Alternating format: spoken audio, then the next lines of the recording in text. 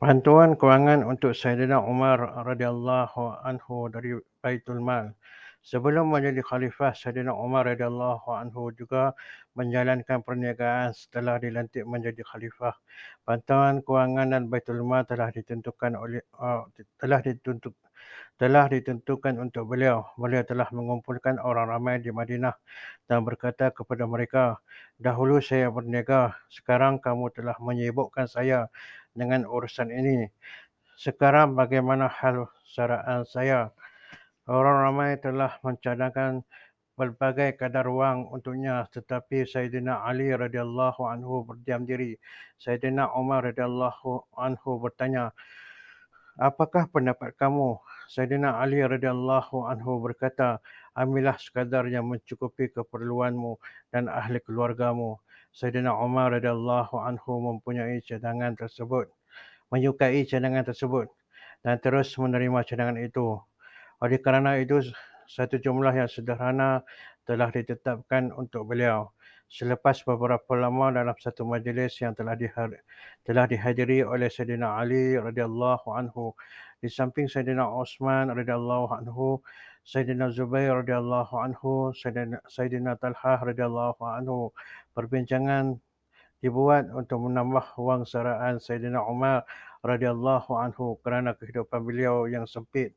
Walau bagaimanapun, mereka tidak berani menyampaikan sendiri perkara ini kepada beliau. Oleh kerana itu, mereka telah menemui Saidina Hafsah radhiyallahu anhu, anak perempuan Saidina Umar radhiyallahu anhu.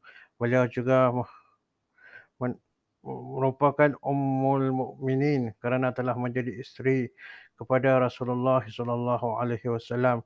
Melalui Sayyidatina Hafsah radhiyallahu anhu, mereka berusaha untuk mendapatkan keizinan dan pendapat Sayyidina Umar radhiyallahu anhu.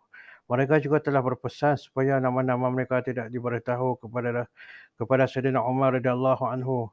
Apabila Sayyidatina Hafsah radhiyallahu anhu telah menyebutkan perkara itu kepada Saidina Umar radhiyallahu anhu, maka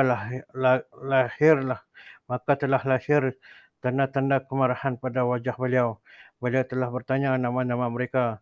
Sayyidatina Hafsah radhiyallahu anhu berkata, "Nyatakan pendapat ayah terlebih dahulu."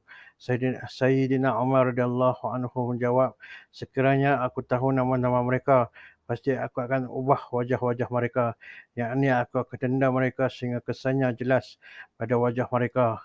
Engkaulah beliau, engkaulah yang boleh menceritakan apakah sebaik-baik pakaian Nabi sallallahu alaihi wasallam di rumahmu." Sayyidatina Hafsah radhiyallahu anhu berkata, "Dua kain yang kemerah-merahan yang baginda sallallahu alaihi wasallam pakai pada hari Jumaat dan ketika menyambut rombongan-rombongan." Kemudian beliau berkata, "Apakah makanan yang terbaik yang dimakan oleh baginda di sini?"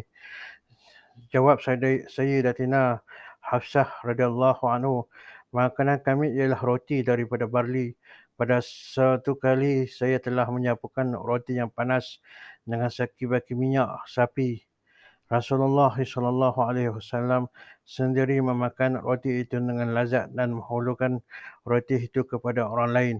Sayyidatina Umar radhiyallahu anhu berkata, "Apakah hamparan tidur yang terbaik yang kamu hamparkan untuk Nabi sallallahu alaihi wasallam?" Jawab Sayyidatina Hafsah radhiyallahu anhu, "Selaikan yang agak tebal. Pada musim panas saya hamparkan itu berlipat empat, dan pada musim sejuk separuh digunakan untuk hamparan dan yang separuh lagi sebagai selimut."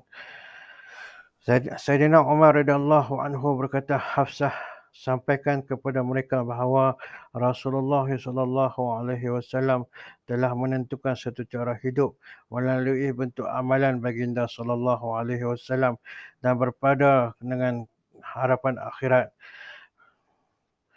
Perumpamaan daku dan dua rakanku, Rasulullah dan Abu Bakar, ialah seperti tiga orang yang melalui satu jalan.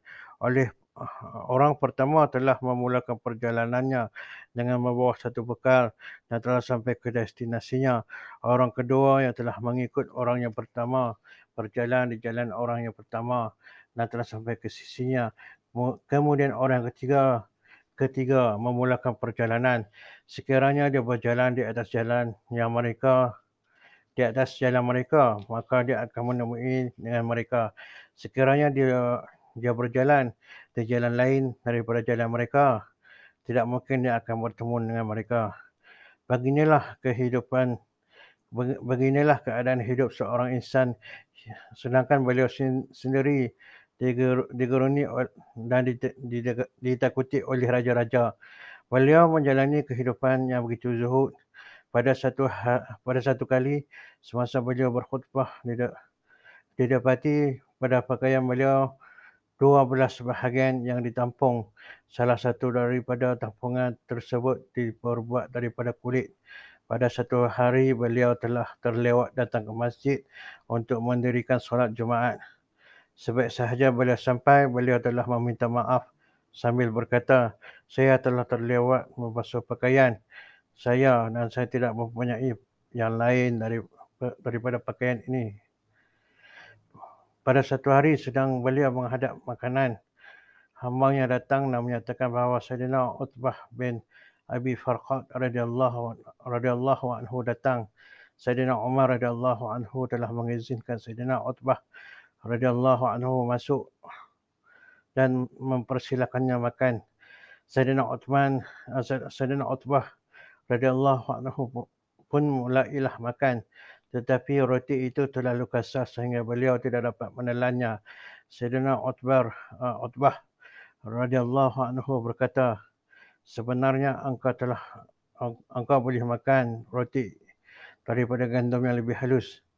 Beliau menjawab, adakah semua orang Islam mampu makan roti daripada gandum yang lebih halus? Saidina Utbah radhiyallahu anhu berkata, "Tidak semua orang mampu."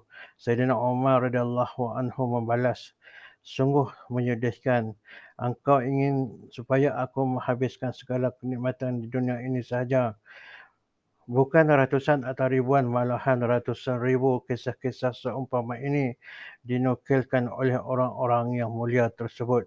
Pada masa kini, kita mungkin tidak dapat mengikuti pengajaran daripada kisah-kisah mereka dan tidak juga patut setiap orang melakukan seperti mereka. Kemampuan kita telah lemah yang menyebabkan kita susah untuk menghadapi penanggungan seumpama mereka. Oleh kerana itu, para ulama tasawuf tidak membenarkan mujahadah seumpama itu kerana akan menambah kelemahan yang memang sedia wujud. Para sahabat radhiyallahu anhu telah dikurniakan oleh Allah Subhanahu wa taala dengan kekuatan. Walau bagaimanapun, perlu kita mengekalkan keinginan dan cita-cita untuk mengikuti mereka supaya keinginan untuk senang akan berkurangan dan pandangan kita dapat direndahkan daripada membesarkan dunia. Di samping dapat mewujudkan kesederhanaan hidup dalam keadaan dunia dewasa ini.